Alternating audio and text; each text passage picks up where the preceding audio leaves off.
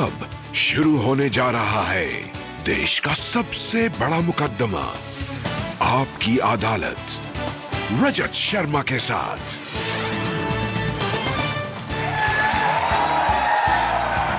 नमस्कार, आपकी अदालत में आपका स्वागत है। आपकी अदालत में आज पेश करेंगे दुनिया के सबसे बड़े फिल्म स्टार को। आपकी अदालत में आज पेश करेंगे आपके सबसे चहेते, सबसे पॉपुलर, सबसे witty, please welcome Shahrukh Khan.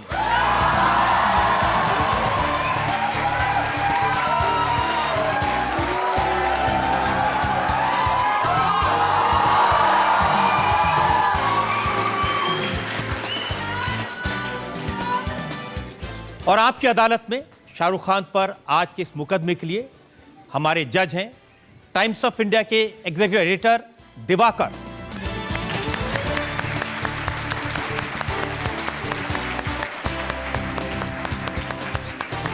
इससे पहले कि आज का मुकदमा शुरू करें, आज के जज दिवाकर की इजाजत चाहेंगे आज की कार्रवाई शुरू करने के लिए। कार्रवाई शुरू की जाए।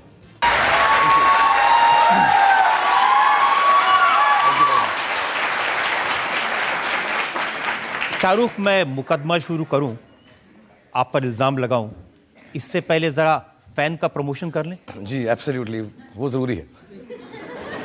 तो इसमें दिल्ली वाला लड़का बने आप फिर से? जी हाँ, एक्चुअली मैं दिल्ली का हूँ। 25 साल से मैं मुंबई में काम कर रहा हूँ और मेरे दिल की एक बहुत चाहत थी कि मैं दिल्ली का लड़का कोई फिल्म में आऊँ या हरियाणवी बन के आऊँ। किसी ने मौका ही नहीं दिया मुझको, तो 25 साल के बाद मुझे ये मौका मिला है कि मैं दिल्ली का लौंडा बन के किसी पिक्चर के अंदर आऊँ।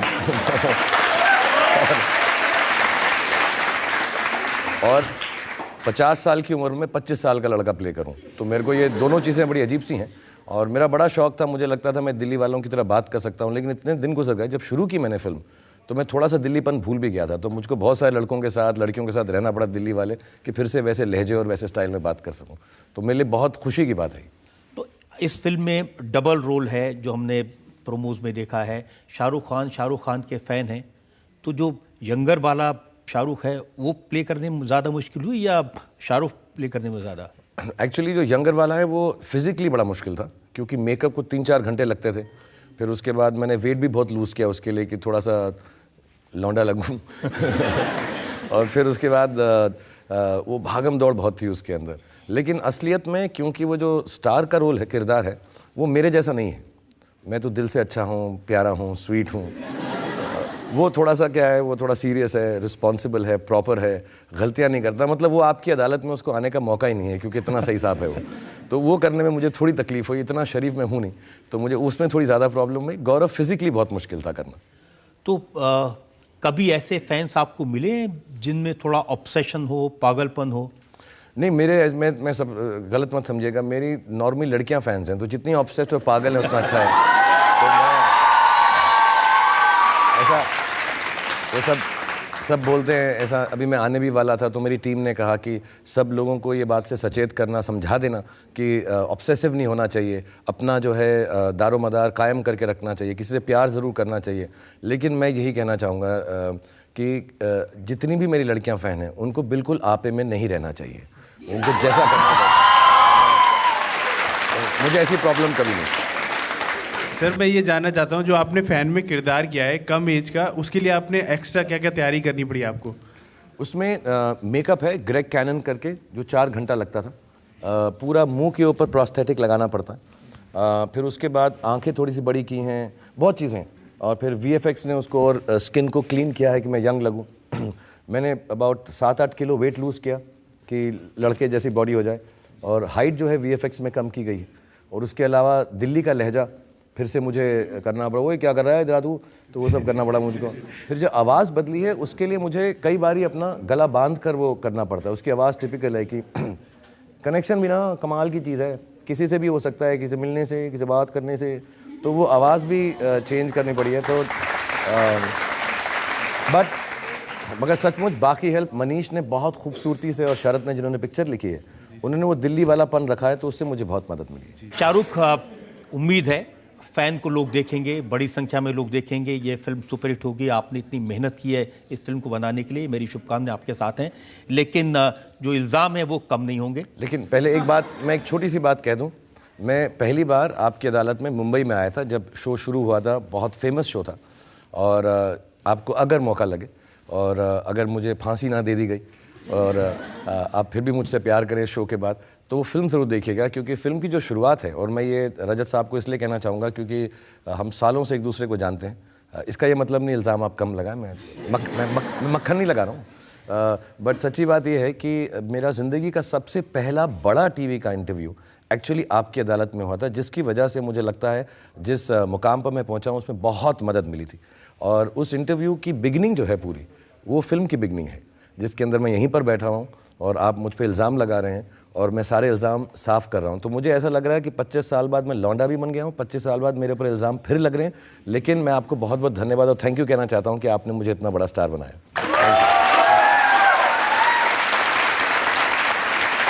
मुझे आज भी याद है 22 साल पहले जब आपकी 2-3 फिल्में रिलीज़ हुई थी, जब आप स्टूडियो में आए थे, उस वक्त भी आपने उतना ही जोश था, उतनी एनर्जी थी और वही विट था जो आज है। और मैं सर से बहुत डरता था। मैंने टीवी में देखा हुआ था, सब पॉलिटिशियंस को ऐसे ऐसे कड़े सवाल पूछते थे, स्माइल नहीं करते थे बिल्कुल। मैं इतना डरा हुआ था, क्योंकि बाकी फिल्म इंटरव्यूज़ वगैरह ठीक हैं, पर रजत साहब जब वहाँ पे, तो मेरे को लगा यार ये बहुत टेढ़े सवाल पूछेंगे, कुछ पॉलिटिक्स का पूछेंगे, मुझे समझ नहीं आएगा, बुद्धू लोगूंगा मैं शो के अंदर। लेकिन मुझे बैक स्टेज जाकर मालूम पड़ा कि ये इतने प्यार से और अच्छाई से करते हैं, सो बहुत बहुत थैंक यू। और मैं इसलिए कह रहा हूँ कि आज भी वैसा ही कीजिएगा। जज साहब, मैं चमचागिरी नहीं कर रहा हूँ, मैं ऐसे समझा रहा हूँ मैं। तो चलिए शुरुआत करते हैं। आपकी अदालत में पहला इल्जाम सुपरस्टार शाहरुख खान पर। आपकी अदालत में सुपरस्टार शाहरुख खान पर इल्जाम है कि ये बहुत शरारती हैं। अब आप दिल्ली वाले बनकर आए हैं, तो दिल्ली वालों से मैंने पूछा, उन्होंने कहा कि स्कूल में इतने शरारती थे, हर रोज पिटाई होती थी। मेरी तो अभी भी कई जगहों पर पिटाई हो जाती है। मैं इतना बदला नहीं हूँ। हाँ, मैं स्कूल में बहुत नॉटी था, लेकिन मेरी टीचर ने मुझे बोला था कि मेरा ना डेविल्स स्माइल है, कि ऐसा शैतानी स्माइल है कि जब मैं स्माइल कर देता था तो उसके बाद मुझे माफ़ी ज़रूर मिल जाती थी। मुझे ये भी याद है, मैंने स्कूल के अंदर, अभी मैं बता देता हूँ, हमने केमिस्ट्री लैब में कुछ चीज़ें फाड़ दी थी। फिर मैं, जब मेरी टीचर मुझे पकड़ती थी तो मैं रो पड़ता था उनके सामने, और मैं कहता था कि मेरे घर में मेरे माँ बाप मुझे बहुत बुरी तरह से पेश आते हैं और आप ही मेरी माँ जैसी हैं। तो मिस सचदेवा थी, देख रही होंगी प्रोग्राम, और मैं रोता हुआ जाता था, और मुझे एक्टिंग में से आंसू निकालना आता है, तो मैं रोता हुआ जाता था। फिर वो मुझे कहती, कोई बात नहीं बेटा, तुमने होमवर्क नहीं किया, तुम्हारे मार्क्स गंदे आए हैं, मगर तुम फिक्र मत करो, मैं तुम्हारी माँ जैसी हूँ। फिर मैं घूमता था और मैं हंसता था, और वो पीछे समझती थी मैं बहुत तेज़ रो रहा हूँ, और मैं फिर अपने वो डेस्क खोल के सिर लगा के नीचे सो जाता था उसके अंदर, और कहती, तुम बेटा कोई बात नहीं, तुम्हारे मम्मी डैडी ऐसे हैं। तो मैंने अपने माँ बाप का नाम तक खराब कर दिया था वहाँ पर कि मेरे को मारना पीटे। मैं बहुत नॉटी था। दीवार पर बैठ जाते थे पैर लटका के, और जो लड़कियां गुजरती थी उनको फ्लाइंग किस देते थे।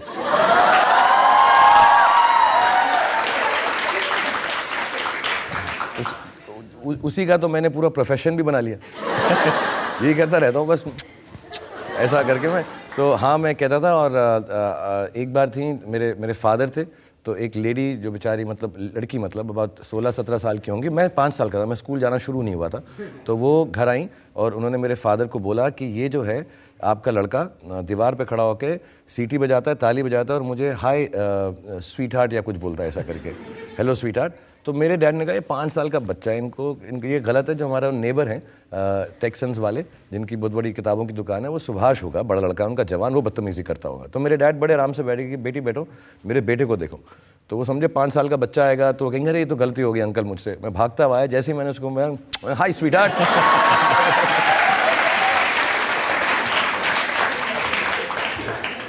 ये सवाल मैं, ये इल्ज़ाम मैं अपने सर पे लेता हूँ और प्राइड से लेता हूँ, मेरे से गलती है। लेकिन 25 साल मुंबई में बिताने के बाद उतने ही शरारती हैं? हाँ, लड़कियों को किस करके मैं मामले में तो हूँ, मैं उतना ही शरारती हूँ। और कभी कभार, अब मेरे बच्चे बड़े हो गए हैं तो वो मुझे बोलते हैं कि पापा you can't be like this, अब आपकी उम्र हो गई है, आप बड़े हो चुके हो, आपको ऐसा नॉटी बिहेव नहीं करना चाहिए। तो मैं कहता हूँ तुम्हारी उम्र हो गई होगी, तुम्हारे बाप की नहीं हुई है। तो मैं अभी भी वैसा ही हूँ, मैं अभी भी नॉटी हूँ। और क्योंकि मैं कुछ ज़्यादा हार्मफुल नहीं हूँ, मैं किसी को तंग करने या बदतमीज़ी के हिसाब से नहीं करता हूँ।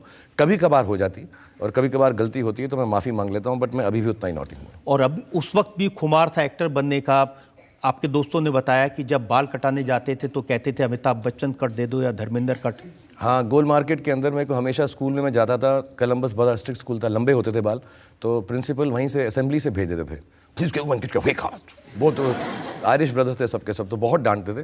तो वो गोल मार्केट में जाते थे, सुबह सुबह होता था वो ऐसे ना, उसकी आँख के अंदर वो अभी उसकी नींद के वो निकले भी नहीं हुए, वो सुबह सुबह धर्मेंद्र हेयर कट कि अमिताभ बच्चन हेयर कट। तो हर हफ्ते जाता था मैं, तो एक बार धर्म जी का लेता था, एक बार अमित जी का हेयर कट लेता था, और हमेशा मेरे वहीं बाल कटते थे और बहुत ख़राब बाल काटते थे वो लोग, बहुत ही ख़राब बाल काटते थे। तो एक्टिंग का भूत बचपन से था या जवान होते होते आया? नहीं, मैं एक्चुअली स्पोर्ट्समैन बनना चाहता था। मेरा बहुत दिल था कि मैं अपने देश को किसी तरह से रिप्रेजेंट करूं, हॉकी के अंदर या क्रिकेट के अंदर, फुटबॉल के अंदर। मेरा बहुत शौक था कि मैं इंडियन टीम के लिए खेलूं। तो मैं ज़िंदगी भर और मैं फील्ड हॉकी में अच्छा था, इन गेम से मुझे लगता था मैं उसमें अच्छा था, और मेरा बहुत था कि मैं इंडियन हॉकी टीम के अंदर प्लेयर बन जाऊँ। और फिर मुझे बहुत तेज़ चोट लग गई, तो मेरी पीठ में बहुत तकलीफ़ हो गई, तो मेरे को फिर हॉकी खेली नहीं जाती थी, कोई झुक के ऐसे, तो मुझे छोड़नी पड़ी सारी स्पोर्ट्स। और उस वक्त मेरे को कुछ और करने को नहीं था शाम को, तो मेरे फादर मदर ने कहा यार तुम प्ले चल रहा है लेडी श्री राम कॉलेज में, उसमें 80 लड़कियां थी, 10 लड़कों का रोल था। तो उन्होंने कहा, इसलिए नहीं गया मैं क्योंकि वहाँ पे लड़कियाँ थी, क्योंकि और कुछ करने को नहीं था शाम को, तो मैं बैरी जॉन वहाँ पे टीच कर रहे थे। तो मैं उस थिएटर में जाके, क्योंकि मैं बड़ा दुखी था कि मेरा स्पोर्टिंग करियर ख़त्म हो गया, तो मैंने शुरुआत की, तो फिर ऐसे करते करते टेलीविज़न आ गया, फिर टीवी की जब शुरुआत हुई तो उसमें एक रोल मिल गया फौजी में, फिर ऐसे ही करते करते फिल्में मिल गई। और मैं जेन्युइनली मैंने कभी सोचा नहीं था कि मैं फिल्मों का एक्टर बनूंगा। मैं जब मुंबई भी गया तो मेरे दोस्त हैं यहाँ पे थिएटर के, बैरी जॉन, और सब उन्होंने कहा कितने दिन के लिए? मैं 1 साल के लिए जा रहा हूँ यार, उसके बाद निकाल देंगे मुझसे, मेरे मम्मी डैडी की डेथ हो गई है, थोड़ा सा दुख है, जाके आ जाऊँगा वहाँ से। अभी भी 25 साल हो गए, पूछते हैं कब आ रहा है तो, यार वापस ही नहीं आया तू अभी। तो आधे लोग मुझे वहाँ से भेजना चाहते हैं, आधे लोग मुझे यहाँ पे वेट कर रहे हैं कि कब वापस आऊँगा मैं, बट मुझे ऐसा भूत नहीं था कि फिल्मों में किसी जाऊँगा। टीचर ने समझाया था आपको कि मुंबई मत जाना, एक्टर बनने की कोशिश मत करना? मतलब मेरे को ना सिर्फ जितने भी लोग मिले थे, मैं नाम शायद ना लूँ उनका, हमारे दोस्त थे, तो उन्होंने मुझे कहा था कि तुम बहुत अगली हो और तुम्हारी शक्ल जो है बहुत ही अच्छी नहीं है, तो तुम एक्टर नहीं बन सकते, तुम सॉफ्ट नहीं हो। और फिर मैं एक डायरेक्टर से वहाँ पे मिला, तो उन्होंने मुझे पहली बात बोली थी, और मैं बता सकता हूँ, वो दोस्त हैं मंसूर खान साहब, तो उन्होंने मुझे बुलाया फिल्म के लिए, उन्होंने बड़ी अच्छी पिक्चर बनाई थी क़यामत से क़यामत तक, तो मुझे जोश भी की मेरे साथ। तो पहले दिन जब मिले ना, तो उन्होंने कहा यार तुम बड़े इंटरेस्टिंग एक्टर हो, you are a very interesting actor. तो मैं जी तुम इतने अगली हो, मैं तुम्हें किसी भी रोल में डाल सकता हूँ। तो मैं यार बड़ा दुख हो गया, इसलिए मैंने विलन वगैरह के रोल कर लिया। मैंने कहा जो मिल रहा है वो कर लो, लोग समझते मैं कुछ समझदार था, मैंने उसलिए चक्कर में कर लिए, बट काफ़ी लोगों ने मुझे बोला था। लेकिन दिल्ली वाले ये भी बताते हैं कि माँ का बहुत भरोसा था, उन्होंने कहा अगर शाहरुख ने कहा है वो जाके कुछ करेगा मुंबई में तो ज़रूर कर पाएगा। वो तो हर माँ का होता है। मेरी माँ समझती थी, हाँ मेरी मतलब सिवाय मेरी माँ के कोई नहीं मानता था कि मैं एक्टर बनूंगा, और वो हमेशा बोलती थी, ऐसा नहीं कि मैं हूँ वो, लेकिन मेरा जो लड़का है ना, और वो हैदराबादी में बात करती थी, इन्हों ना बिल्कुल दिलीप कुमार है, मैं कहती हूँ ये दिलीप कुमार बनेंगे बड़े होके। और बाकी जितने लोग थे वो कहते थे कोई कुमार नहीं बनेगा, कोई दिलीप नहीं बनेगा, इसको मत जाने दो। ऐसे माँ के कहने से क्या होता है। लेकिन और मेरी लाइफ का सबसे बड़ा दुख ही ये है कि मेरी माँ ने ना मेरा टीवी का कोई शो देखा, ना मेरी कोई फिल्म कोई देखी, तो उससे पहले वो चल बसी।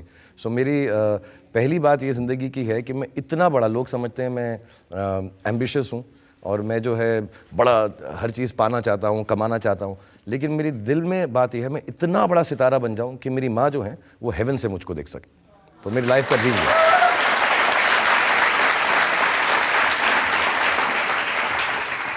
दिल्ली वाले ये भी बताते हैं कि नेशनल स्कूल ऑफ ड्रामा में आपकी ग्रूमिंग हुई, वहाँ बड़े बड़े एक्टर्स की गोद में बैठ के आपने सीखा। हाँ, मेरे फादर जो थे, हम बहुत लोअर मिडिल क्लास लोग थे, तो वो एक छोटा सा वहाँ मेस था, कैंटीन चलाते थे।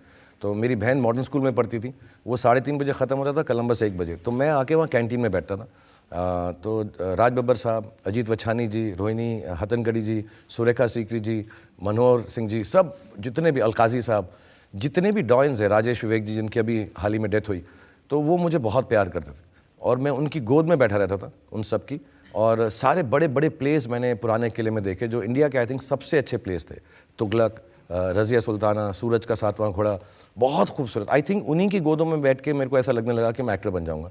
मेरी ट्रेनिंग नहीं हुई, बट मैं सारा दिन सुबह से लेकर शाम तक वहीं बैठा रहता था और मुझे आज तक वो प्लेस के डायलॉग्स याद है, राज बब्बर साहब के, अजीत वछानी जी के। ये दुरुस्त है कि मैं गुलाम हूँ मिट्टी सा सिया जिसे कदमों के नीचे रोन दिया गया हो, लेकिन हमें ये एक ही रुतबा देता है, खुदा की नज़र में हम एक हैं, खुदा और खून और रंग से नहीं अमल से परखता है, रज़िया सुल्ताना, ऐसा सब मुझे सब याद है। और मैं 8-9 साल का था और सारा दिन बैठ के मैंने एक्टर्स को देखता रहता था। तो जेन्युइनली कहीं ना कहीं पर मैं ऐसा राज बब्बर साहब को बब्बर शेर अंकल बोलता था। तो मेरा उनके साथ कोई पॉलिटिकल ऐसा नहीं है, मेरी दोस्ती उनकी बचपन से है, गोद में घूमता था मैं उनकी। एंड वो हमेशा मुझे बोलते थे कि यार जब यूँ तुम्हारी अपब्रिंगिंग हुई है ना कहीं वो जज्ब आ गया एनएसडी में जो लोग थे। और इतने बड़े बड़े एक्टर्स हैं, आप लोग कई यंग हैं, बट ये शायद हमारे देश के सबसे ग्रेटेस्ट एक्टर्स में से हैं। फिल्मों में शायद नहीं है लेकिन थिएटर में है, तो मुझको वो बहुत ही लकी चांस मिला। तो इनमें से वो कौन था जिसने ये शरारतें करना सिखाया? ये राज बब्बर साहब। मैं बता सकता हूँ, अभी वो मुझे बहुत डांटेंगे, मैं बताता हूँ। तब हम उस प्ले में किसिंग सीन था, वो बड़ा रियल लाइफ प्लेस हुआ करते थे। तो आई थिंक रोहिणी जी के साथ उनका किसिंग सीन था। तो मैंने एक दिन उनसे बोला, अंकल अंकल आप सच में किस करते हो इनको? तो कहते बेटा जाके आंटी से पूछ लो, वो बताएंगी तुमको। तो उन्होंने मुझे काफ़ी ये नहीं कह रहा कि उन्होंने मुझे बदमाशी सिखाई, लेकिन बहुत प्यार किया मुझको राज बब्बर साहब। सुभाष घई ने मुझे एक दिन बताया कि शाहरुख खान जब मुझे मिलने आते हैं तो मैं अपने को प्रिपेयर करता हूं कि आज मैं इनसे बेवकूफ़ नहीं बनूंगा। लेकिन जब वो जाते हैं तो पता चलता है कि बेवकूफ़ बना के चले गए। सुभाष जी और मेरी ये गेम है कि सुभाष जी मुझको जैसे ही मैं उनसे जब भी मिलता हूँ तो मुझे बोलते हैं यार मैं चाहता हूँ बताओ आज वेदर बहुत अच्छा है, तो तुम उसकी तारीफ़ करो कि आज वेदर बहुत अच्छा है। तो मैं बताता हूँ कि आज सुहाना मौसम है, समा है सुहाना सुहाना, नशे में जहाँ है। कहता अच्छा अब ये बताओ कि वेदर बहुत ख़राब है, क्योंकि तुम किसी को भी किसी की बात में भी कन्विंस कर सकते हो। तो हमारा वो गेम सुभाष जी और मेरा हमेशा चलता रहता है। इसका ये मतलब नहीं कि मैं दोगला हूँ या झूठा हूँ, मैं अच्छा एक्टर हूँ। मैं दोनों चीज़ों के, मैं दोनों रूप जानता हूँ सच्चाई के, और दोनों रूप पेश कर सकता हूँ। और आज भी मैंने सुना कि ये शरारत मन में आते कोई बहुत ज़्यादा बोल रहा है, चाहे वो टीवी पर ही ज़्यादा बकबक कर रहा है, तो आप सोचते हो इसको जाकर चूटी काट लूँ? नहीं, मैं ऐसा बोलना नहीं चाहता, क्योंकि आजकल सॉरी आप नहीं मगर टीवी पे बहुत सारे लोग बहुत सारा बोलते हैं।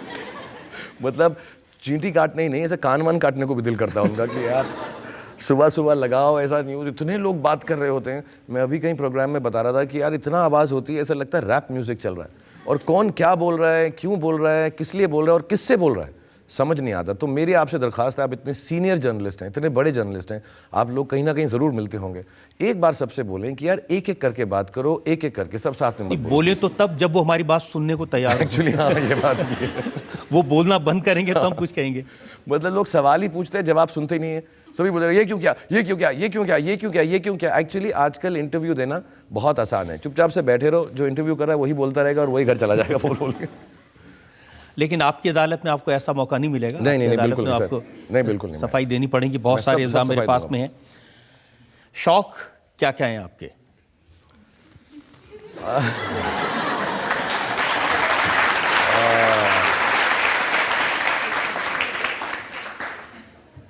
योगा करता हूँ, हर रोज़ 2 मील भागने के लिए जाता हूँ, फिर उसके बाद पाठ पूजा, नमाज़ पढ़ने के बाद उसके बाद मैं उसमें बैठा हूँ, क्या कहते हैं वो जो जहाँ पे अच्छी अच्छी बातें होती, वहाँ जाके सत्संग सत्संग जाता हूँ, बातें सुनता हूँ। नहीं, अब मेरे कोई शौक़ नहीं है। अब मेरे शौक़, मेरे 3 बच्चे हैं, मैं सच बता रहा हूँ, मेरा कोई और शौक़ नहीं है। मुझे ना कुछ करने, पहले मुझे बहुत शौक़ था, किताबें पढ़ने का बहुत शौक़ था, फिल्में देखने का बहुत शौक़ था, लेकिन अब मेरे सारे शौक़ जो हैं वो तीनों बच्चों में घुस गए हैं। और तीनों बच्चों की अलग अलग उम्र है, एक 18, एक 16, एक 3 है, तो उनके अलग अलग शौक़ हैं। तो मैं अपने सारे, अगर मुझे खिलौने से खेलने का शौक़ है तो अब्राम के साथ बैठ जाता हूँ, मुझे लड़कियों की चीज़ें देखने का या उनके प्रोग्राम देखने का शौक़ है, या मेकअप का शौक़ है तो बेटी के साथ बैठ जाता हूँ, तफरी और बदमाशी करने का जब शौक़ आता है तो बेटे के साथ घूमना शुरू कर देता हूँ। तो मेरे कोई भी शौक़ नहीं है, फिल्म बनाना और बच्चों के साथ टाइम बिताना। मेरा आपसे ये क्वेश्चन है कि जब आपने फ़ैन बनाने का डिसाइड किया तो क्या आपको ये नहीं लगा कि आपकी फ़ैन एक लड़की होनी चाहिए? क्योंकि आई थिंक आपके ग्रेटेस्ट फैंस जो है वो लड़कियां ही हैं। हाँ, बात तो सही है। नहीं, मगर उसमें एक छोटी सी प्रॉब्लम थी कि जो हमने फिल्म सोची थी उसमें फिल्म सितारा मैं था और वही उसका फ़ैन भी होना चाहिए। तो मैंने कोशिश की, लड़कियों का मैंने स्कर्ट वगैरह पहना, मैंने विग भी लगाया, मगर मैं इतना बेहुदा और ख़राब लगा कि मैं चुड़ैल लगने लग गया। तो इसलिए मैंने बिल्कुल, मैं लड़की भी बन जाऊं तो बहुत ज़्यादा होता है, लेकिन अगली फिल्म के अंदर अगर चांस ऐसा हुआ, इसका अगर ये फिल्म चली तो इसका पार्ट 2 के अंदर 100% फ़ैन, मेरा भी यही मानना है कि फ़ैन तो लड़के ही होने चाहिए, क्या बेकार का लड़का घूम रहा है वहाँ पे आर्यन करना करके। सो नेक्स्ट फिल्म के अंदर और हर फिल्म के अंदर लड़की ही फ़ैन होगी। एक्चुअली सब बोलते हैं ये बात। लेकिन कुछ फैन ऐसे भी होते हैं जो आपके घर में घुस आते हैं रात में। बहुत सारे ऐसे फ़ैन हैं। एक मैं आपको बताऊंगा कि सर, जैसा आप मानेंगे नहीं, मैं शॉक हो गया था उनसे। वो हमारा इंटरव्यू था या बर्थडे था, तो काफ़ी सारे जर्नलिस्ट आए थे, सब बैठे हुए थे, तो उनके साथ वो कहीं सुमड़ी में घुस गए, मुंबई में सुमड़ी बोलते हैं, ऐसे चुपचाप से घुस गए और फिर उन्होंने कपड़े उतारे, मर्द थे, कपड़े उतारे और फिर हमारे स्विमिंग पूल में डुबकी लगाई, नहाए, पूरा एक लेंथ किया उन्होंने, फिर वापस गए, एक तौलिया भी लेकर आए थे, सब साफ वाफ किया, कपड़े पहने। तो तब सिक्योरिटी ने उनको रोक लिया कि आप क्या कर रहे हो यहाँ पे? कुछ भी नहीं कर रहा हूँ, कुछ भी नहीं कर रहा हूँ, बस मैं नहाने आया था उस पानी के अंदर जिसमें शाहरुख खान नहाता है। हाँ, तो मैं नहा लिया हूँ और अब मैं जा रहा हूँ। तो थोड़ा सा उनको भी मजाकिया लगा, लेकिन सीरियसली पकड़ा हुआ भी था सिक्योरिटी ने। फिर ऐसा फ़ोन आया ऊपर कि सर वो हैं, तो मैं कहा मैं मिलने आता हूँ यार, ये तो बड़ा अजीब सा फ़ैन है। कहना मिलना नहीं है मुझे, ज़्यादा फ्री मत हो मेरे साथ। मैं सिर्फ पानी में नहाने आया था और नहा रहा हूँ और मैं जा रहा हूँ, इससे ज़्यादा इंपॉर्टेंस नहीं दे सकता मैं। और वो चले गए। तो शाहरुख, हमारी शुभकामनाएं हैं फैन के लिए और आपके फैंस का नंबर बढ़ता जाए, ज़्यादा से ज़्यादा आप लोगों को एंटरटेन करें। लेकिन जो मेरे इल्ज़ामात हैं उसका सिलसिला भी जारी रहेगा। Welcome back. आपकी अदालत में आज हमारे मेहमान हैं सुपरस्टार शाहरुख खान। आपकी अदालत में अगला।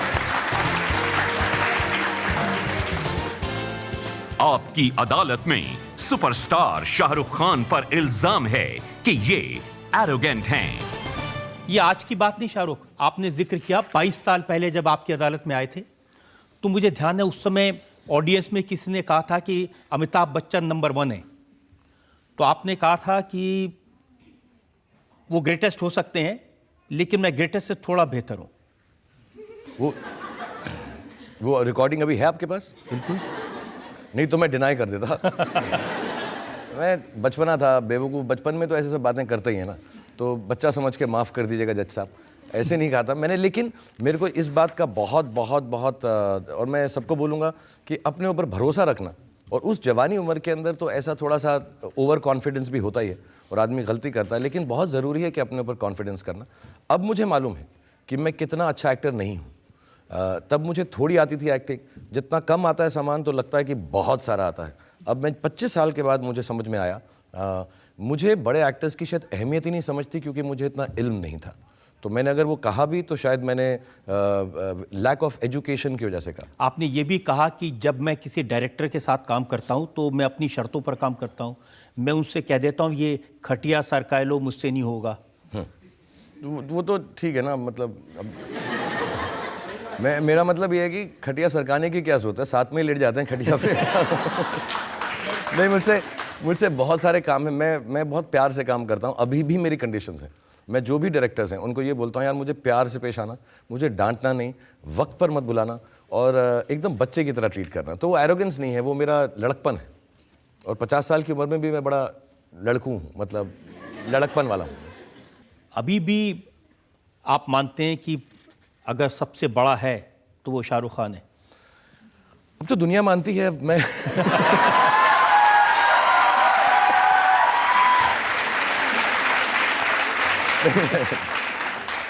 ये मेरा मैं क्लियर बदले नहीं है। हाँ नहीं, मैं 22 साल पहले एरोगेंट था, आज भी हूँ और कल भी रहूंगा। तो ये ऐसा नहीं है, ये मेरा सेंस ऑफ ह्यूमर है, मैं सचमुच नहीं कह रहा हूँ। अब मगर जो सच है वो सच है। 22 साल पहले मैं खूबसूरत था, मैं इंटेलिजेंट था, एरोगेंट था और अभी भी मैं वैसा का वैसा नहीं।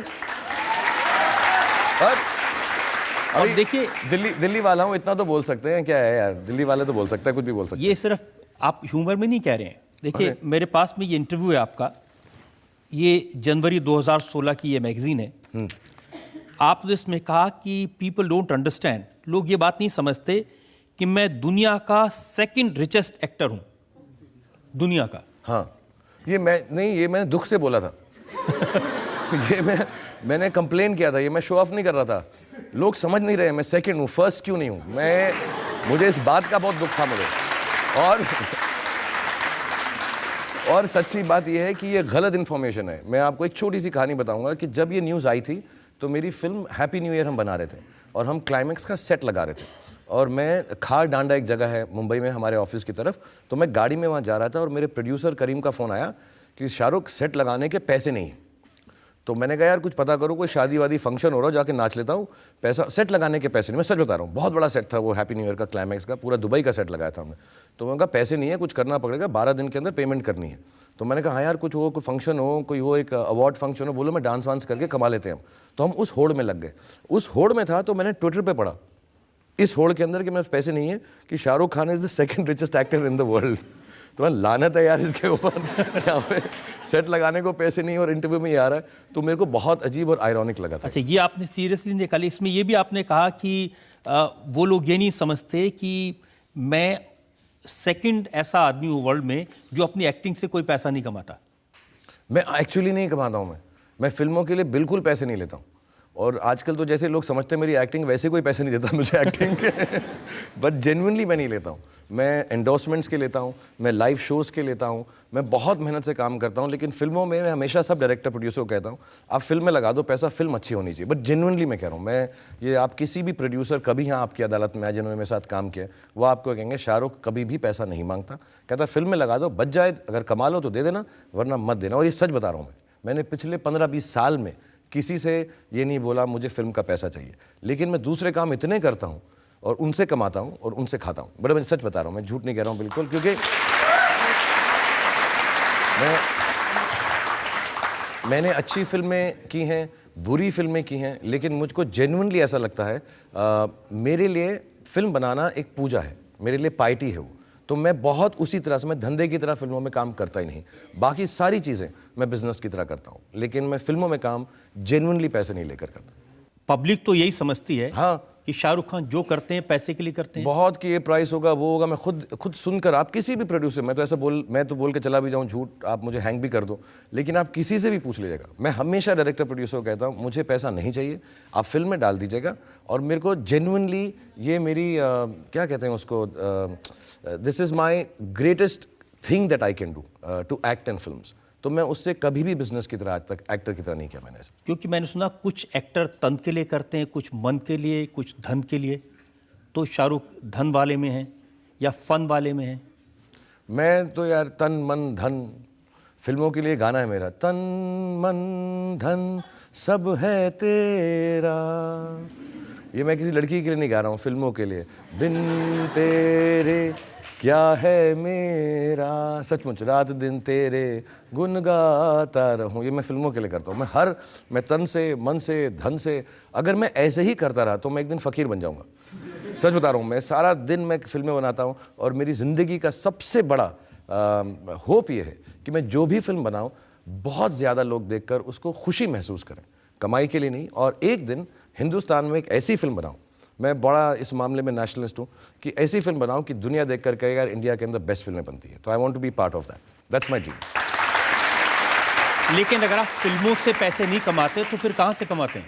नाचता गाता रहता हूँ, मैं जाता हूँ पार्टीज़ में डांस करता हूँ और प्राइड से करता हूँ, शोज़ में करता हूँ। और माशाल्लाह वहाँ बनी बहुत अच्छी मार्केट है मेरी, लाइव शोज़ में बहुत मार्केट चल रही है मेरी आजकल, बहुत मस्त एकदम चल रहा है। मैं एंडोर्समेंट्स करता हूँ इतनी, आई थिंक मैं 20-21 एंडोर्समेंट्स करता हूँ।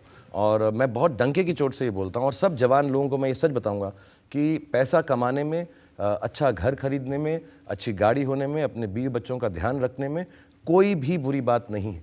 लोग आपको बोलें कि मटेरियल चीज़ मत करो, आप जो हैं मतलब हिमालय चले जाओ और पैसे में कुछ नहीं है, बट है आप अच्छे पहले बच्चों को पढ़ाई दें, उनको अच्छा घर दें और उसके बाद जो भी करना है, जो दिल जो लगता है, ऐसा मुझे फिल्मों में लगता है, उसको दिल खोल कर बनाएं। तो मैं जेन्युइनली, भगवान ने मुझे बहुत दिया है, मैं अच्छा कमाता हूँ और इन चीज़ों से कमाता हूँ और एकदम खुल के और खुशी से कमाता हूँ। आप वाइफ और बच्चों की बात कर रहे हैं, मुझे ध्यान है वो जो 22 साल पहले आपकी अदालत में आए थे, तो मैंने आपसे पूछा था कि जब आप सेट पर होते हैं तो हर 5 मिनट में अपनी वाइफ को, गौरी को फ़ोन करते हैं, तो अभी भी करते हैं या नहीं? अब तो अब मेरी आदत इतनी बुरी हो गई, हर 5 मिनट वो फ़ोन करके पूछती हैं कहाँ हूँ मैं वो तो आपको भी आता होगा मुझे ही नहीं सिर्फ तो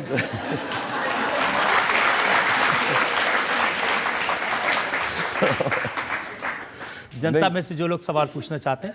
हाँ मैं पूछना चाह रही हूँ कि आपका इस मूवी में सबसे मेमोरेबल मोमेंट क्या है?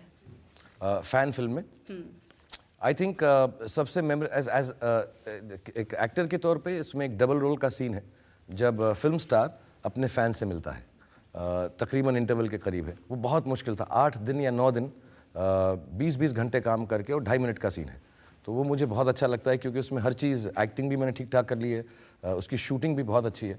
लेकिन सबसे बड़ी बात इस फिल्म की ये है, कई लोग, इतने सालों से मैं काम कर रहा हूँ, बोलते भी हैं, मुझे भी समझ आती है। सबसे बड़ी बात इस फिल्म की ये है कि इस फिल्म ने मुझे शाहरुख खान ना होना सिखाया, कि मैं उसकी तरह हर एक्टिंग ना करूं, अलग किस्म से करूं। तो सबसे बड़ी बात मेरे लिए फिल्म में ये है। Thank you. ये भी सही है कि ये रोल ऐसा है जो आपको अवार्ड दिलवा सकता है? इस बार अवार्ड नहीं दिया तो छीन लूंगा। मतलब मैं बहुत लड़ाई कर लूंगा मैं। मतलब या तो छीन लूंगा या रोना शुरू कर दूंगा कि मैं और जिसको भी देंगे ना, जहां पर भी देंगे, मैं बाहर खड़ा रहूंगा और लेके ऐसा करके भाग जाऊंगा वहां से। लेकिन 22 साल पहले मुझे याद है आपकी अदालत आपने कहा था कि आप खालिद मोहब्बत के पास गए थे जेब में पैसे डाल के कि भाई खरीदना है मुझे अवार्ड। हाँ, मुझको ऐसा लोगों ने बोला था कि ना ये लोग पैसे लेते हैं, ये करते हैं, और बहुत बड़े जर्नलिस्ट थे। मैंने काफ़ी बेवकूफ़ियाँ की उन महीनों में, 6-7 महीने में। तो मैं वहाँ पहुँच गया, मैं कहा यार ये अवार्ड मेरा होना चाहिए। आई थिंक बाजीगर फिल्म थी, काफ़ी अच्छी एक्टिंग की थी मैंने, हार कर जीतने वाले को बाजीगर कर। और मैं बेवकूफ़ों की तरह वहाँ पहुँच गया। मैं कहा मैंने सुना यार तुम लोग जो है पैसे लेके अवार्ड देते हो, तो मेरे पास ही 250-300 रुपया ही है, तुम यही ले लो, बाकी हम किस्तों में करते रहेंगे।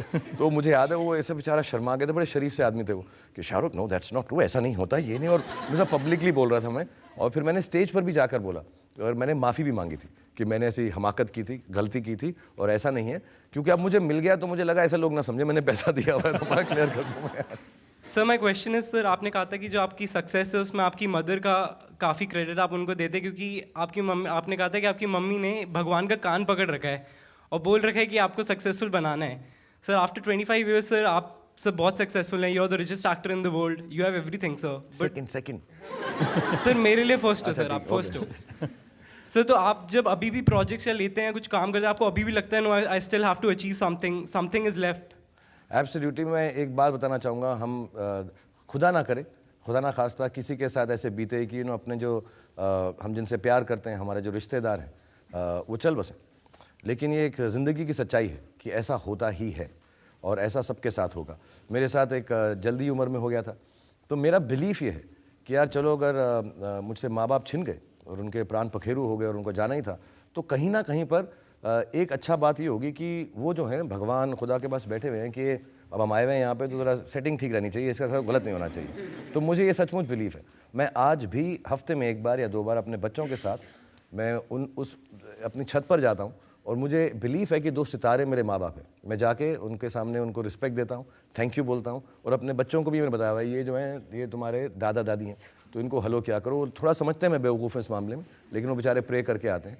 और आज भी जब मैं काम करता हूँ तो मुझे सिर्फ यही है कि जितने लोग मेरी फिल्म देखें उनको खुशी हो, क्योंकि सचमुच जो मुझे मिला है, मुझे ऐसा नहीं लगता कि मैं उसका हकदार हूँ, और उस हक को पाने की कोशिश में मैं ज़िंदगी भर काम करता रहूँगा कि एक दिन मुझे लगे मैंने इतना अच्छा काम किया कि आप लोगों ने जो इतना प्यार दिया है, उसका हक जो है वो सही में मायने में मेरा बनता है। That's the only reason I work. Shahrukh, हमारी दुआ है माता पिता का आशीर्वाद हमेशा बना रहे, वो लोग जहां भी हैं देखते रहें, आपको ताकत देते रहें। Welcome back. आपकी अदालत में आज हमारे मेहमान हैं, हम मुकदमा चला रहे हैं, सवाल पूछ रहे हैं शाहरुख खान से। आपकी अदालत में अगला आपकी अदालत में सुपरस्टार शाहरुख खान पर इल्जाम है कि ये अबनॉर्मल हैं। देखिए, जो भी एक्टर आते हैं फिल्म इंडस्ट्री में, वो अपना करियर शुरू करते हैं लव स्टोरी से। आपने अपना जो करियर शुरू किया है, पहली फिल्म में हीरोइन को छत से उठा के नीचे फेंक दिया। वो मैं करना नहीं चाह रहा था, मैं सचमुच ऐसा नहीं करना चाह रहा था, लेकिन उन्होंने बहुत तंग किया मुझको। और मैं जब कोई लड़की मानती नहीं ऐसा करना, मैं मजाक कर रहा हूँ बिल्कुल भी, मैं लड़कियों की बहुत इज्जत करता हूँ और बहुत प्यार करता हूँ उनको। मतलब जेन्युइनली उनको मैंने नहीं फेंका था, फेंका नीचे जाके पकड़ के घर ले आया था मैं उनको, बट मेरे को ना मौका, मैं जैसा आपको बताया सर कि जब मुझको रोल मिले, वो सारे रोल जो थे दूसरे एक्टर्स ने रिजेक्ट कर दिए थे। बहुत सारे बड़े बड़े एक्टर्स थे जिन्होंने उस फिल्म में रोल नहीं किया था, और यश जी भी जब हम डर कर रहे थे तो सब एक्टर्स ने ना कह दिया था। तो मैंने आपको बताया कि मुझको 2-4 लोगों ने कहा था मैं कैसा लगता हूँ, तो मैं कहा यार ये हीरो वाली लाइन चले ना चले, मोहब्बत वाले रोल मिले ना मिले, ये करके जो मैं अपना करियर बना लेता हूँ। और क्योंकि मैं थिएटर से था, मैं सच बात बताना चाहता हूँ सबको, क्योंकि मैं स्टेज से था तो, और क्योंकि मुंबई से नहीं था, मेरी अपब्रिंगिंग जो थी फिल्म इंडस्ट्री की नहीं थी, तो 2 चीज़ें हुई। एक, मुझे ये नहीं मालूम था कि हीरो टाइप क्या होता है, कि हम लॉन्च होंगे एक नई लड़की के साथ और फिर गाने होंगे, बजाने होंगे और आपको इंट्रोड्यूस किया जाएगा। तो मेरे तो कोई माँ बाप था नहीं, ना कोई माई बाप था, तो मुझे किसी ने बताया नहीं। मैंने कहा मैं ये कर लेता हूँ, और क्योंकि मैं थिएटर से था मुझे लगा यार एक्टिंग का रोल है। और सब लोगों ने कहा मुझे, वो फिल्म देखने के बाद मेरे बहुत अच्छे दोस्तों ने कहा कि यार ये तूने गलत कर दिया, तेरा करियर ख़त्म हो गया, ये पिक्चर चलेगी नहीं। बट आई थिंक फाइनली जो जनता होती है उनको अच्छे रोल, अच्छी कहानियाँ पसंद आती हैं।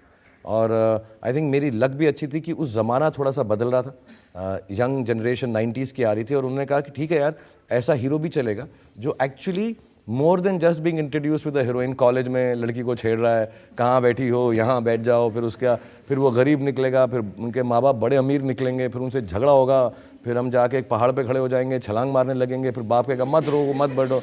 तो मैं थोड़ा लकी था कि ज़माना बदल रहा था। लकी थे कि एबनॉर्मल थे? एबनॉर्मल नहीं था मैं आपको लगता है मैं एबनॉर्मल हूँ? ये जो क किरण, हाँ, वो आज भी लोगों की ज़बान पर है, और जब भी शाहरुख खान की बात करते हैं तो लोग वही सुनाते हैं। हाँ, और मुझे बड़ा अजीब लगता है, जैसा वो सुनाते हैं वैसे मेरी आवाज़ बिल्कुल नहीं है। मैं जाता हूँ, मैं अभी एक शो में गया था तो मिमिक कर रहे हैं, आई लव यू, मेरी ऐसी आवाज़ है ही नहीं। मैंने, ये गलत है एकदम बता रहा हूँ मैं यार, होता है। हाँ, मैं कर रहा हूँ मैं करके ऑडियंस कह रही कि ज़रा करके दिखा दीजिए। मैं करके दिखाता हूँ मैं तुमको यार, बिल्कुल बिल्कुल दिखा रहा हूँ तुम लोगों को। वो ऐसा था, आई लव यू किरण, और जो मिमिक्री करते हैं मेरी, एक तो पता नहीं अंगड़ाई क्यों नहीं लगते हैं, आई लव यू। मैंने कोई पिक्चर में ऐसी एक्टिंग नहीं की। मैं बड़ा ही मैं परेशान हो जाता हूँ उससे। मैंने बताया इस चक्कर में हकलाना छोड़ दिया, वरना इतना अच्छा हकलाता था मैं। लेकिन जब शाहरुख खान की बात किसी शो में होती है, कहीं होता, तो वही अंदाज लोग दिखाते हैं। हाँ, सारी जगह पे ऐसी कॉपी करते रहते हैं। और मैं अच्छा, मैं अभी क्या है, शरीफ हो गया हूँ, मैं ज़्यादा डांटना नहीं चाहता, तो मैं बड़े ताली बजाता हूँ और दिल में कहता हूँ यार ये ताली के बीच में तेरा फेस आ जाए। ऐसा करके, ये क्या बीच में, ऐसे मैंने कब एक्टिंग की है मेरे। अच्छा, ये तो ठीक है, मेरा जो बेटा है वो भी यही एक्टिंग करके मेरे को दिखाता है वहाँ पे। मैं आता हूँ ना, कहता हाय पापा आई लव यू, मैं यार ऐसी कब एक्टिंग की मैंने यार, सच बता रहा हूँ मैं आपको। तो फैन में लोगों को उस पुराने फिल्मों के कुछ झलक देखने को मिलेगी? एक्चुअली बहुत सारी फिल्में, मैंने जैसे बताया, आपकी अदालत का पूरा एक सीक्वेंस है उसके अंदर, और वो राइज ऑफ द स्टार के लिए मेरा थोड़ा सा आर्काइवल, बाजीगर है, डर है, 3-4 फिल्मों का दिखाया है कि कैसे आर्यन खन्ना बन गया। बट एज अ कैरेक्टर जो गौरव है वो बहुत ही साइकोटिक नहीं है, पागल नहीं है। जैसे डर वगैरह में थोड़े पागल था वो, और एबनॉर्मल था। ये एबनॉर्मल नहीं है, ये एकदम नॉर्मल 24 साल का लड़का है जिसको शायद ये नहीं मालूम, या लड़की हैं जिनको शायद मालूम नहीं कि हम हमारे एक्शन से सही और गलत भी हो सकता है।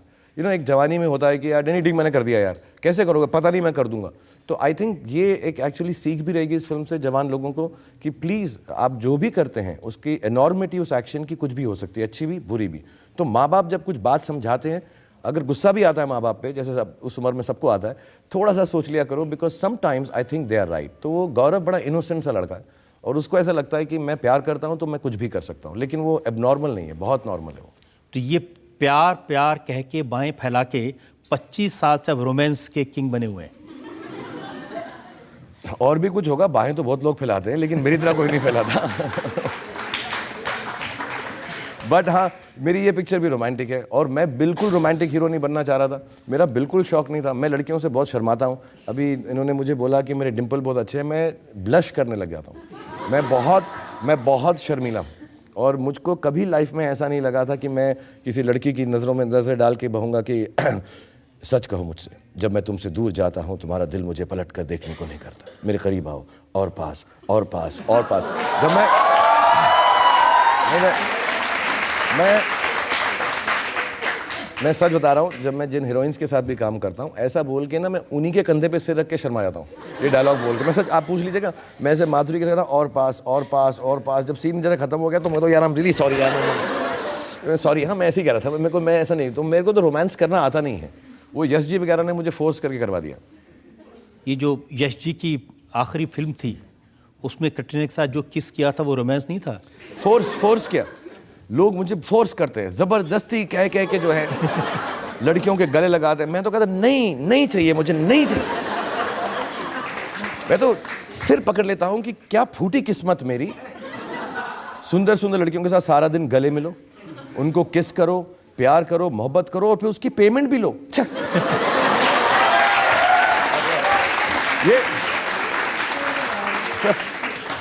ये भी कोई जिंदगी है? आप खुद सोचिए, आपके साथ अगर कभी ऐसा हो तो आपको कितना दुख होगा। पब्लिक में से जो लोग सवाल पूछना चाहते हैं। I am Priya. Hi Priya, how are you? I am fine, how are you? I am also fine. Fine.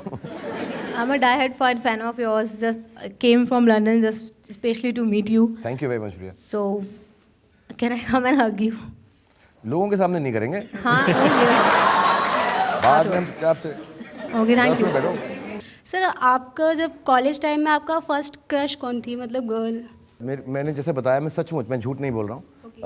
मैं सेग्रीगेटेड स्कूल से था, ऑल बॉयज़ स्कूल। तो मुझको ज़्यादा ऐसा नहीं कि लड़कियों में इंटरेस्ट नहीं था, मैं स्पोर्ट्स करता था, प्लेस करता था। क्या होता है कि एक बॉय पे मतलब फर्स्ट टाइम क्रश होता है, फील होता है, मतलब आपका फर्स्ट क्रश था कौन? मेरा फर्स्ट टू लास्ट गौरी कैसे होगा। मैं 14 साल की थी, वो मैं 18 साल का था। मैं उनको पार्टी में मिला और वो पहली एक अदद ऐसी लड़की थी जिन्होंने मुझसे 3 सेकंड से ज़्यादा बात करी। तो मैं इतना इनकरेज हो गया इस बात से, मैंने वो पंजाबी में बोलते हैं एहू कुड़ी लेनी है। यही ठीक है। 22 साल पहले आपकी अदालत में आए थे तो मैंने आपसे पूछा था कि जब आप सेट पर होते हैं तो हर 5 मिनट में अपनी वाइफ को, गौरी को फ़ोन करते हैं, तो अभी भी करते हैं या नहीं? अब तो अब मेरी आदत इतनी बुरी हो गई, हर 5 मिनट वो फ़ोन करके पूछती हैं कहाँ हूँ मैं। वो तो आपको भी आता होगा, मुझे ही नहीं सिर्फ। तो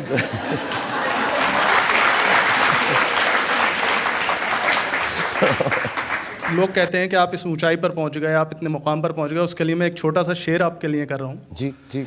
मुझे ऊंचाइयों पर देखकर हैरान हैं बहुत लोग, मुझे ऊंचाइयों पर देखकर हैरान हैं बहुत लोग, लेकिन किसी ने मेरे पैरों के छाले नहीं देखे। वाह। अभी आप यासर आपने ये शेर बोल दिया, मेरे जो डिजाइनर है वो परेशान हो जाएंगे, जूते टाइटेंस के आज। बहुत प्रॉब्लम हो जाएगी उनको आज।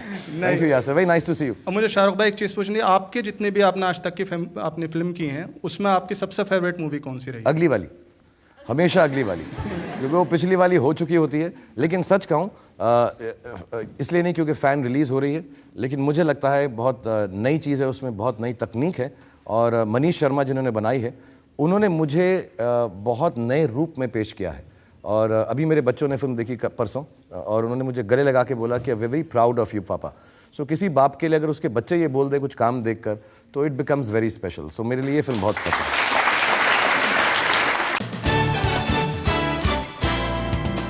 Welcome back. आपकी अदालत में आज हमारे मेहमान हैं superstar Shahrukh Khan.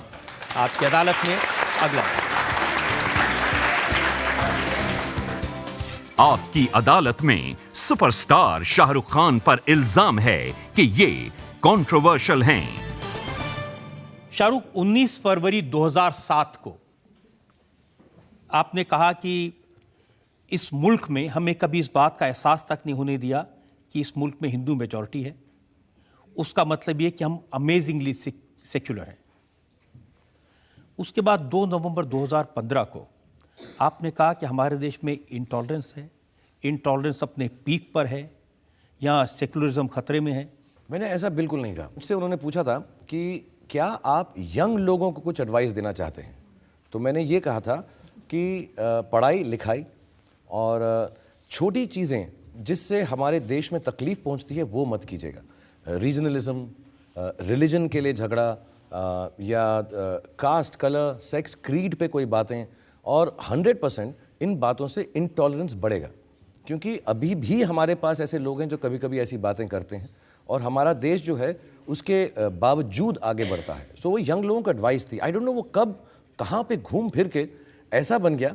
I think वो टिकर पे चल रहा था, मैं कल भी था, मैंने उनसे भी बोला कि यार ऐसा कैसा हो गया ये, क्योंकि मेरे दिमाग में एंड जैसा मैंने 2007 में बोला कि इतना खूबसूरत देश है हमारा, जहाँ पे हम सब लोग एकदम मिल बांट कर प्यार मोहब्बत से रहते हैं। इस देश के अंदर ऑनेस्टी, सेक्युलरिज्म, गुडनेस इतनी है, and in spite of lot of issues sometimes we are still able to be. आप कह रहे हैं कि 2007 से अभी कुछ बदला नहीं? मैं तो जब से, मेरे फादर जो थे हमारे देश के सबसे यंगेस्ट फ्रीडम फाइटर्स में से एक हैं, तो इस देश के लिए हमने मेरे फादर वगैरह ने झगड़ा किया है, उसके लिए स्टैंड अप किया है। So how can I think this country has not been fair to any of us. और मेरे जैसे इंसान को जिसको सब कुछ मिला इस देश से, तो मैं तो लास्ट हो सकता हूं कंप्लेन करने वाला। यही लोग शिकायत करते हैं। जब आपका ये बयान आया तो लोगों ने कहा कि शाहरुख खान कैसे कह सकते हैं कि इस देश में इंटॉलरेंस है, इतना प्यार, उल्टा उस इंटरव्यू, आई डोंट नो उस इंटरव्यू में दिखाया भी नहीं। मैंने तो कहा था मेरा तो घर ही पूरा इंडिया है एक्चुअली।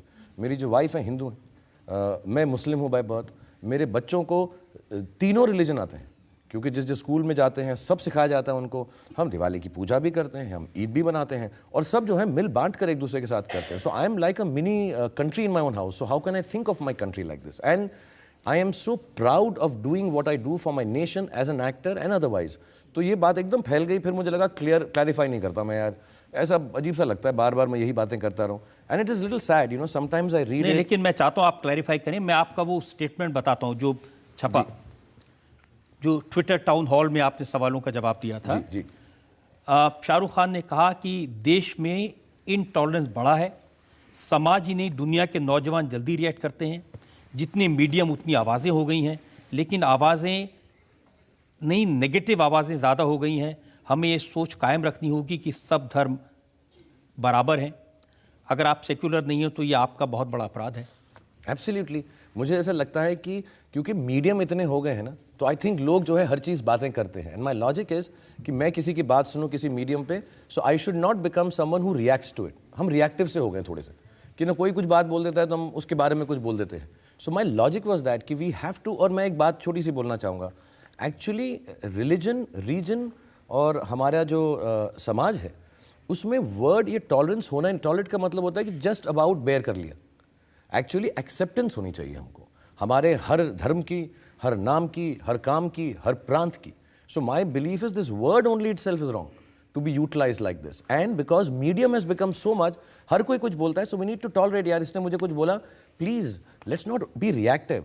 कई लोग इंसाइट करने के लिए ऐसी बातें करते हैं कि यार ऐसा बोल दो और कुछ मजाक हो जाएगा, ये हो जाएगा, बिकॉज अब मीडियम है, ट्विटर है, सोशल मीडिया है, टेलीविजन है, हर कोई जो है कुछ भी बात बोलता है। देखिए इसका मतलब तो ये निकला, क्योंकि शाहरुख खान के कांग्रेस पार्टी में बहुत सारे दोस्त हैं, तो शाहरुख खान ने नरेंद्र मोदी को फिक्स करने के लिए ऐसा बयान दे दिया। मेरी क्या मजाल, मैं किसी को फिक्स करूँगा यहीं पर जाके यार।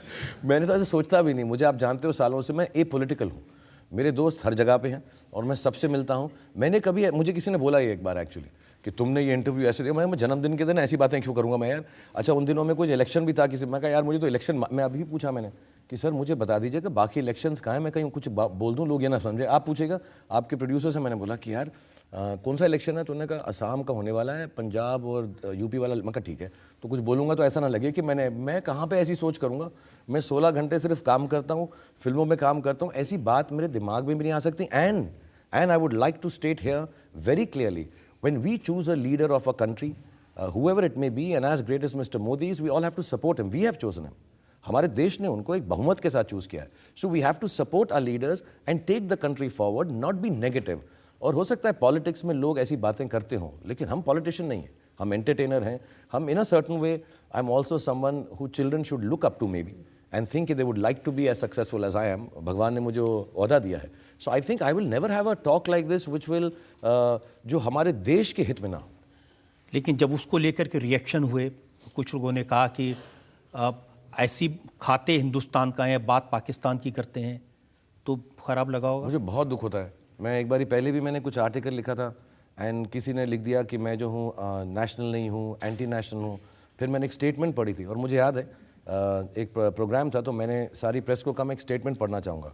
और मुझे बहुत दुख होता है, मुझे बहुत ऐसा आता है, मेरे को रोना आता है कि मैं बार बार ये बताऊं कि मैं देशवासी और देशभक्त हूं, क्योंकि मैं हूं, और मुझसे ज़्यादा हम सभी हैं एक्चुअली। इसमें हम दोनों को किसी को कम्पीट भी करने की ज़रूरत नहीं है। So when I have to read two statements and sometimes मैं इसलिए ही क्लैरिफाई नहीं करता। मैं आपके प्रोग्राम पे इसलिए करूँगा क्योंकि आप मुझे जानते हैं और हम एक दूसरे से मिल चुके हैं सालों से। सो आई कैन ट्रस्ट कि ये वैसा ही जाएगा जैसा मैंने सोचा है।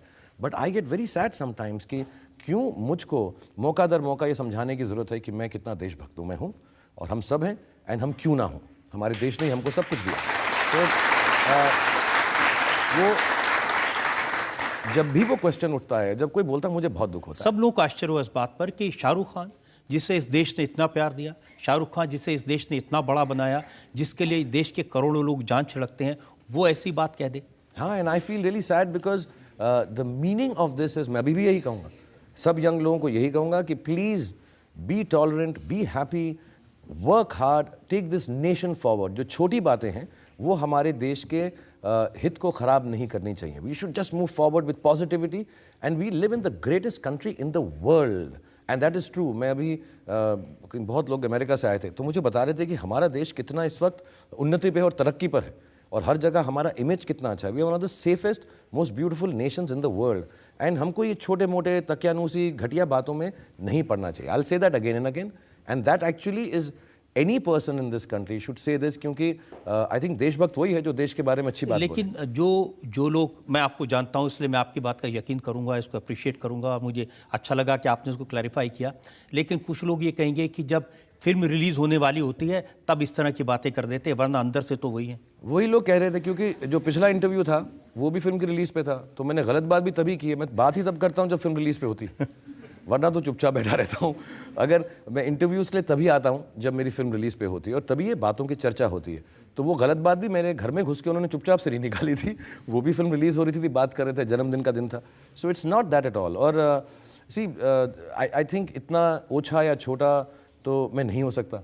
मैं इस देश में रह के कि यार फिल्म के लिए मैं कुछ ऐसा बोल दूँ, ये कर दूँ, उतना तो मुझ में अपना खुद का टैलेंट और मेहनत है कि फिल्म की बात अलग है, और मैं अपने देशभक्ति के दावे इसलिए करूं कि मेरी पिक्चर चल जाए। बट पिक्चर की बात है या नहीं है, ये आखिरी बार बोलता हूं मैं, इसके बाद नहीं बोलूंगा कि अब कुछ भी पंगा हो जाए। मुझसे बड़ा देशभक्त इस देश में कोई नहीं है। और मैं अभी अगली बार मुझसे कोई पूछेगा तो जैसे मैं अवार्ड छीनने वाला हूं लोगों से, वैसे मैं कपड़े बड़े छीन लूँगा लोगों के। अगली बार मुझे किसी ने बोला तो मैं बहुत प्यार से कह रहा हूँ, मतलब our country, our motherland, Bharat Mata, we all love it. Why should we have a talk like this? And I am very glad you asked me, because दूसरे प्लेटफॉर्म से मैं जाता हूँ तो मुझे थोड़ा डर लगता है इसको क्लैरिफाई करने का। सो बहुत बहुत धन्यवाद आपका कि मैं सबको समझा सकूँ, और इस बात को मैं और फिर उसके बाद भी लोग बोलते रहेंगे फिल्म में इसलिए बोल रहा है, ये कर रहा है। आपको जो समझना है समझे, उसकी क्लैरिफिकेशन नहीं है। But I am the most proud Indian in the world, क्योंकि मुझसे ज़्यादा आई थिंक इस देश ने किसी और को नहीं दिया है। और मैं बहुत धन्यवाद हूँ कि मेरी फैमिली इसकी वजह से जीती है, खुश है, और मैं चाहूँगा कि मेरे बच्चे भी इस बात को अप्रिशिएट करें, और मैं नहीं, पीढ़ी दर पीढ़ी हम अप्रिशिएट करें। My father fought for the freedom of this nation. I hope I can work for the greatness of nation, and so does my rest of my family. Shahrukh, हमने आपसे हर तरह के सवाल पूछे, आपकी नई फिल्म के बारे में, करियर के बारे में, और ख़ास तौर पर जो सवाल उठे देशभक्ति के बारे में, इंटॉलरेंस के बयान के बारे में, आपने सबका बड़ी बेबाकी से जवाब दिया। Welcome back.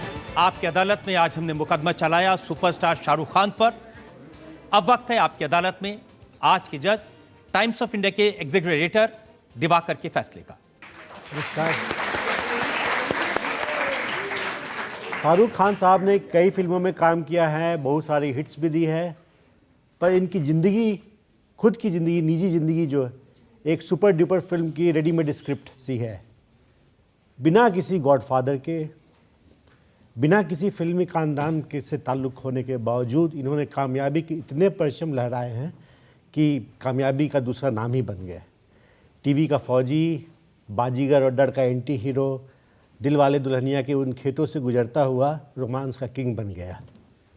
पर आज की जिरह के बाद इनके जो जवाब थे, उससे लगता है कि अच्छी शराब की तरह जैसे जैसे दिन बीतते जा रहे हैं, शाहरुख साहब का खुमार भी बढ़ता ही जा रहा है। His best is certainly not behind him. It is yet to come. अदालत उनकी सारी दलीलों को सुनने के बाद बाइज्जत बरी करता है, पर एक साफ हुक्म के साथ इसी तरह खुशियाँ बांटेंगे, इसी तरह प्यार बांटते रहेंगे, और जो इनका ख्वाब है कि सबसे बढ़िया, दुनिया की सबसे बढ़िया फिल्म वो ये बनाएंगे। Thank you so much.